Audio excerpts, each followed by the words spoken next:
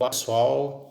Bom, pessoal, como a gente falou aí no nosso encontro anterior aí, dessa nossa última aula, a gente falou que a gente ia ver a parte escrita e agora a gente vai para uma parte do slide para a gente demonstrar melhor aí através das figuras o que a gente falou lá na apostila, tá certo? Então, pessoal, agora a gente vai falar sobre o nosso sistema nervoso central e eu vou aumentar a imagem aqui um pouquinho. E nós temos aqui na imagem antes da gente falar das nossas meninges, falar, né, que o nosso sistema nervoso central ele está localizado onde, pessoal? Dentro da nossa calota craniana, dentro do nosso crânio e dentro da nossa coluna vertebral, né? E aí eu vou mostrar para vocês aqui, antes de chegar na meninge, nós temos aqui, ó, no nosso crânio a pele que corresponde ao couro cabeludo. Logo depois do couro cabeludo, nós temos o periósteo. O periósteo, pessoal, como se fosse a pele do osso. É aquela camada mais superficial do osso. E aí, embaixo do periósteo, nós temos, né, o osso, que no cérebro é chamado de díploe. E aí a gente tem aí que é um osso esponjoso e toda vez que a pessoa faz um traumatismo craniano, é quando a gente tem uma fratura nesse osso, né? Então ele passa pelo periósteo e faz uma fratura no osso. Quando ele alcança as meninges, que a gente vai falar, ou a massa encefálica, a gente chama de traumatismo crânioencefálico. Aí já é uma situação mais grave, né, quando a gente tem uma lesão no crânio que atinge o nosso encéfalo. E aí, pessoal, o que é importante saber? Que o nosso sistema nervoso central, todo ele, desde o nosso encéfalo até a nossa medula, ele é protegido por uma estrutura chamada meninge. Essa estrutura ela está dividida em três partes. A parte mais externa é chamada de dura mater. A parte do meio é chamada de aracnoide. E a última parte é chamada de pia mater.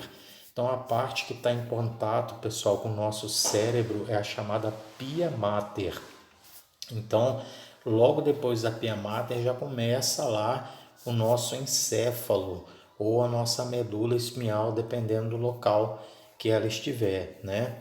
Então, a dura mater, pessoal, é uma camada bem grossa. Ela é responsável por fazer uma barreira chamada barreira hematoencefálica.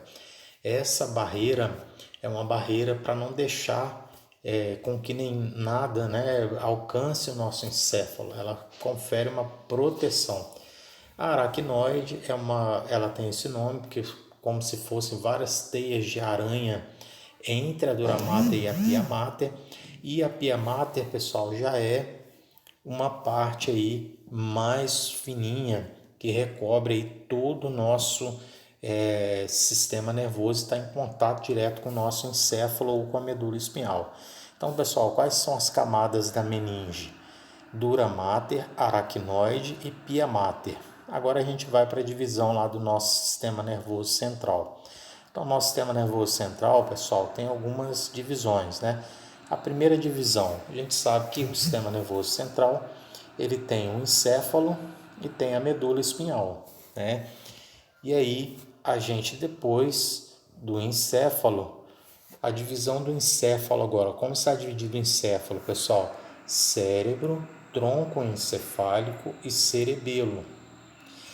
E o cérebro está dividido em quantas partes, pessoal? Telencéfalo e diencéfalo. Então, olha a área correspondente à cor, pessoal. Nossa massa cinzenta é chamada de telencéfalo. Então, essa parte aí que está em vermelha é o nosso telencéfalo. Então, ó, aqui vou colocar, está em vermelho, vou colocar uma outra cor. Então, número 1 aqui, ó, é o nosso telencéfalo. A parte mais verdinha aí, pessoal, é o nosso diencéfalo. Aqui, ó, número 2, diencéfalo. E depois nós temos então, pessoal, como está dividido o nosso encéfalo. O nosso encéfalo está dividido em três partes, não é isso? E o nosso cérebro está dividido em duas partes, o telencéfalo e o diencéfalo, tá certo? Então, como está dividido o nosso cérebro, pessoal? Em telencéfalo e diencéfalo. Telencéfalo está em vermelho e o diencéfalo está em verde, tá certo? E agora o nosso tronco encefálico, pessoal. O nosso tronco encefálico, que faz parte do nosso encéfalo, está dividido em 3 partes. Então, nós vamos colocar aqui, sinalizar para vocês, nós temos o nosso tronco encefálico. O tronco encefálico, ele está dividido aí em 3 partes. Essa primeira marrom aqui, pessoal, ó, que eu sinalizei, é chamado de mesencéfalo. Um marrom aí, chamado de mesencéfalo.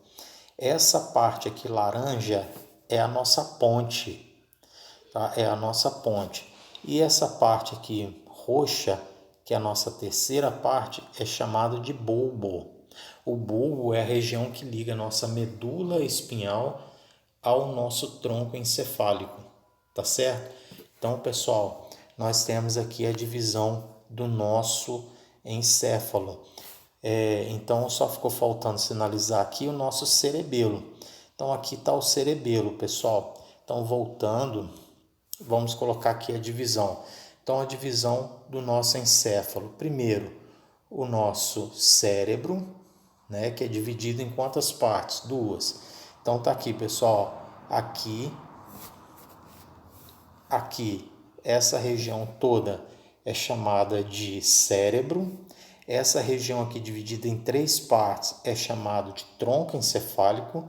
E essa terceira parte aqui é chamada de cerebelo, tá certo?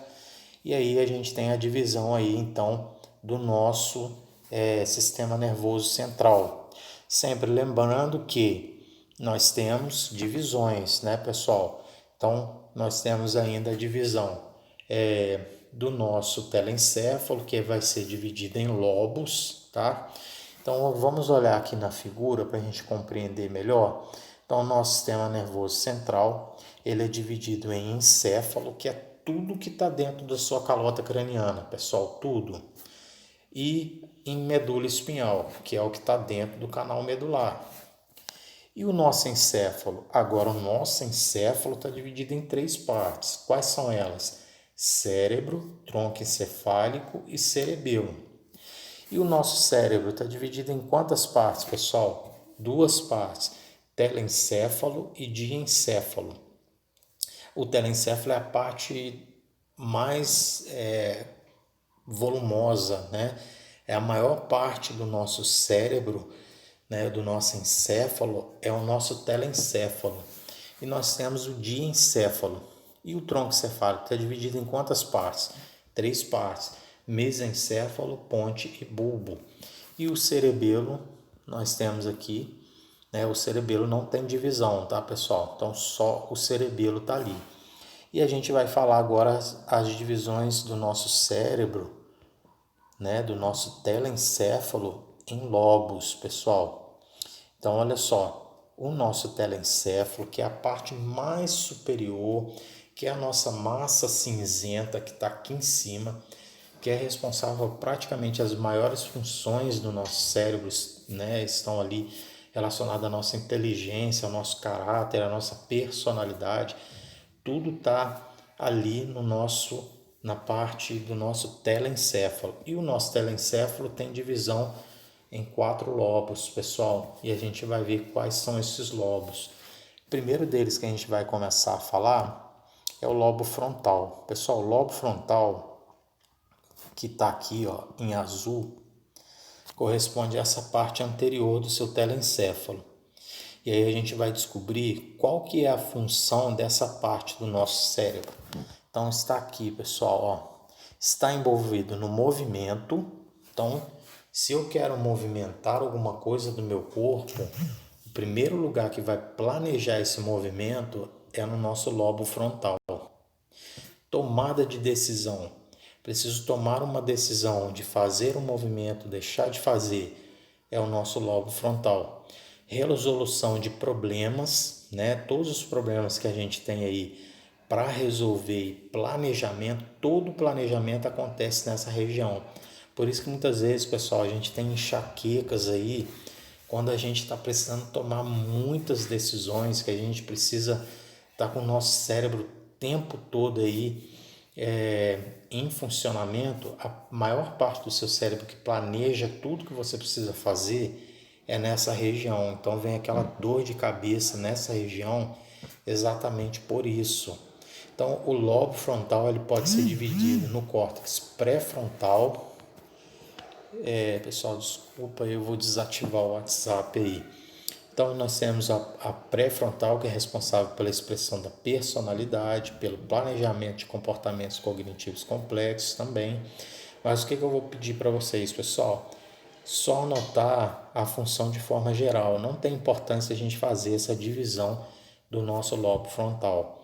Então, gravem aí: planejamento, movimento, decisão, personalidade, caráter, inteligência, tudo isso habita no seu lobo frontal, tá certo?